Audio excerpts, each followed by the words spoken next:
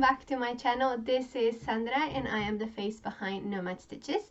Today's video is part of a playlist called Special Crochet Techniques, which teach you certain techniques that will increase your level in crochet and help you with designing or also embellishing other people's patterns or simply creating something on your own, something beautiful and different.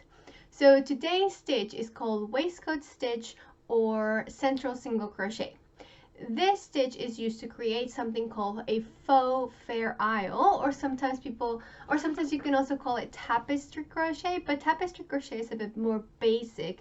And Faux Fair Isle creates beautiful colorwork designs that look just like knitted fabric. However, they are made with a crochet hook, which is really cool.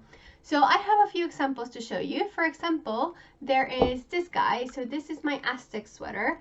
And there are two versions of it. I've made a summer one and a winter one. A summer one has short sleeves, the winter one has long sleeves. And as you can see, the yoke design is really beautiful. I've also made the Taroko Sweater, which is over here. This one has inserts of lace throughout the body and the yoke, so it kind of gives you a break from that waistcoat stitch. And also there's, for example, this hat. This is my winter mountains hat. I don't remember. And there's also mittens that go with it. So as you can see, it looks quite cool. It's very striking and the pattern is super clear. So I'm going to put links for all of these patterns. There's a few more that use this same stitch that I've published. So if you're interested on giving it a go, working on something, then definitely give these little ones a go, because that's a lot easier than working a whole sweater, I think. And just before we start, remember to subscribe to my channel because I regularly post videos and tutorials for different techniques, and if you're a designer especially, I think these techniques will really help you up your game. And if you're just an aficionado of crochet, or you are trying to learn this technique to complete a pattern, then definitely also subscribe, because I post loads of different things and nice hacks and cool techniques that I like to use. Alright, and also don't forget to comment and like this video to help me out. So let's get started with Waistcoat Stitch or Central Single Crochet. Alright, so here's my little swatch of a waistcoat stitch. As you can see, the lines are quite straight where the stitches are worked, and that is because the stitches are worked inside that V that is formed by the single crochet.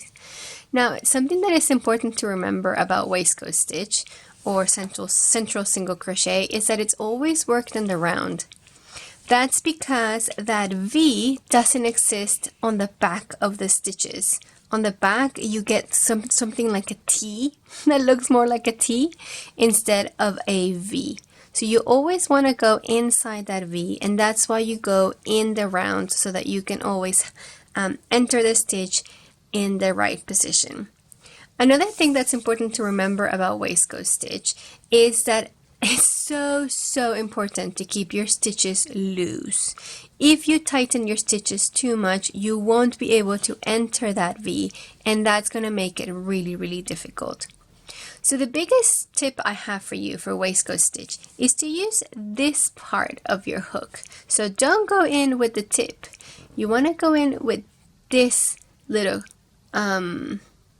I don't even know what you call it, this little bit of the hook, so that you can pull on the stitch easily.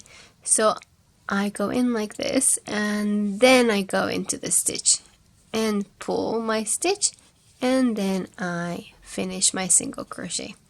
So I will show you again how I go into the stitch. So there's the V, and I want to go inside that V to make the effect right. So I go in with this part of the hook and I pull my way in, and then I come out and finish my single crochet. So you see that V is there. Now if you look on the other side of the stitch, there are also two legs on the stitch. Now if you go in between them, the stitch looks slightly neater. Okay, this is a question that I've gotten before. So it does look a little bit neater. However, it is so much more work to focus on going at the front and at the back that I don't bother, because in reality it doesn't make that much of a difference. So as long as you go into the V at the front, and if you go into the T at the back, that's great, but you don't have to worry too much about that. Okay, if you're working like a whole garment, it's going to be so much work to worry about both, so don't worry so much about the back. Now another tip that I have for you is about your tension. So when I crochet, I don't crochet very tightly. However, I do like to keep an even tension on my work. But when I do waistcoat stitch, I pull my yarn when my hook is in this position, when I have the loop on my hook and I'm not into the stitch. So I pull it quite taut. Then I put it into the stitch and I pull through. And once I pull through, once I pull through, I loosen my tension so that this loop is what's going to create that V, so that V is loose. So I loosen my tension and then I finish my stitch and then I tighten again.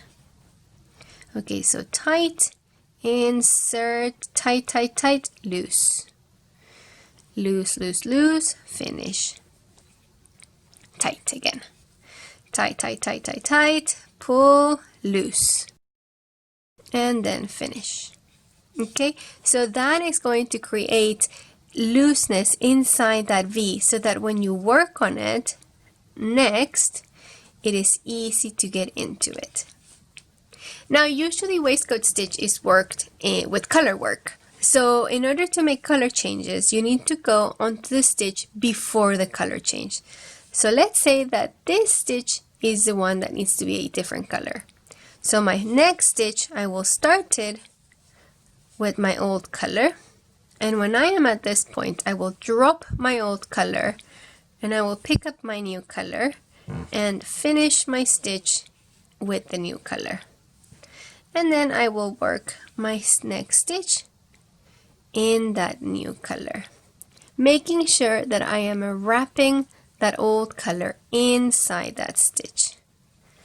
And let's say I want to make 2 stitches in white, and then I want to change on this stitch so that the next one can be green. There you go. And then I continue with my next stitch in green. And every time I do color changes, I will do the same thing. So I start my stitch in green, change colors, and finish. And try to keep your tension even, so even when you have floats inside your stitches, that your work is not too tight. Alright, so start my stitch and then finish with my new color, and always carrying that unused color inside my stitch.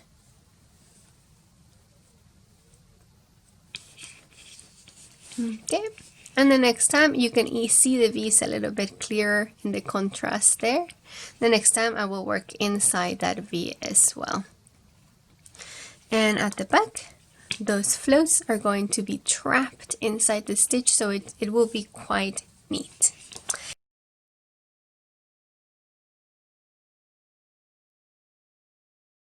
And that's it. That's waistcoat stitch. Well, that's it, you guys. I hope you've enjoyed this video, and I hope that now you understand how to make Central Single Crochet. This is not the easiest stitch to make. It takes a little bit of practice to get inside that V. However, with some practice and, lots of work and energy and love for your craft, you will get a hang of it, and it will be a lot easier in the future. So please keep working at it, keep practicing, and please let me know how you feel about this technique. Do you like it? Do you love it? Do you hate it? Some people hate it, actually. Some people that tested my patterns couldn't finish because they're like, I hate this technique. So I totally understand if it's not your thing, but I am so glad that you're here and that you're giving it a go. So please let me know how you feel about it. All right, have a great day, everyone. Bye-bye.